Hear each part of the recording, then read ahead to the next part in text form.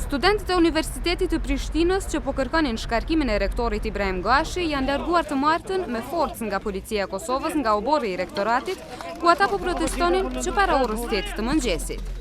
Policia e Kosovës i shoqëroi në polici pasi ata refuzuan ta lirojnë oborrin e rektoratit. Gjatë ndërhyrjes së policisë u lënduan disa studentë, të cilëve u është dhënë ndihma e parë në vendin e ngjarjes. Florie Ahmeti, zëdhënëse e policisë së Kosovës, konfirmoi për gazetën Jeta në Kosovë se deri më tani në polici janë shoqëruar 27 persona. Ata ende po merren në pyetje, por ndaj tyre nuk është ngritur ndonjë urdhër arresti. Anëtarët e organizatave që kanë iniciuar protestën thanë se policia e Kosovës ka qenë e dhunshme ndaj tyre. Sipas ligjit nga arsimin e lartë, forca e trandit i ndalohet hyrja në ambientet e universitetit, por policia ka intervenuar sot në mënyrë shumë brutale. Ka disa të lënduar dhe kombinizat të arrestuar nga gjithë protestuesit, cilët janë hedhur në mënyrë të dhunshme jashtë ambienteve të rektoratit.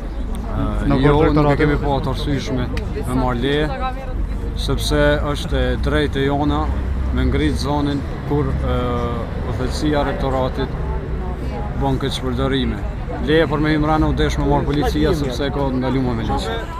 Zëdhënësja e policisë nuk ka dashur të komentojë këto akuza. Florie Ahmeti tha se pas komunikatës së policisë nuk mund të thotë asgjë tjetër.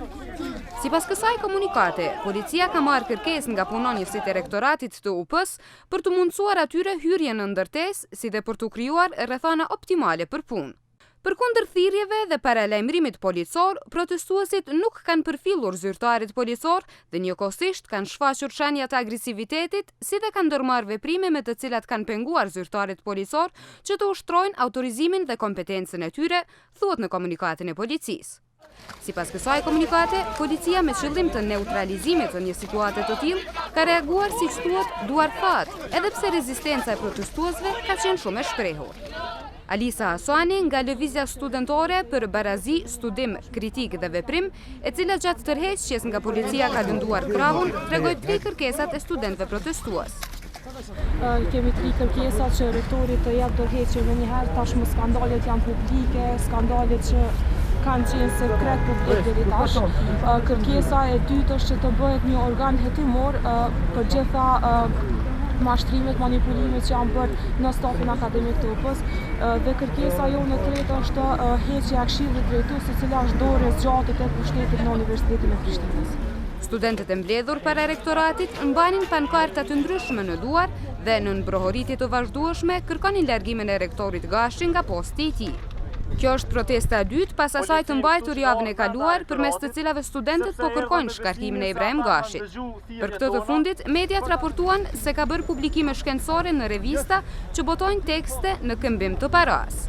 Sipas shkrimeve në fjalë, rektori me anë të këtyre publikimeve ka avancuar në postin e profesorit. Anëtarët e organizatave që morën pjesë në protest thanë se protesta nuk do të ndalet derisa të plotësohen kërkesat e tyre.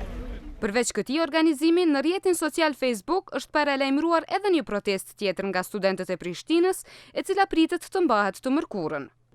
Edhe pas largimit të protestuesve nga obori i rektoratit, forcat policore vazhduan që të ruajnë ndërtesën e rektoratit. Rektori i Universitetit të Prishtinës, Ibrahim Gashi, i ka thënë RTK-s se pas protestave të mbajtura ditë më parë, nuk e ka ndërmend të jap dorëheqje.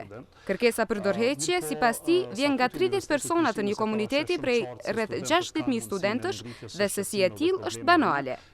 Ai gjithashtu tha se ka shumë shkencëtar të mëdhenj të huaj që kanë rënë në lajthitje nga revistat virtuale. Gashi këmbgul se është kontestuar revista dhe jo punimet e tij.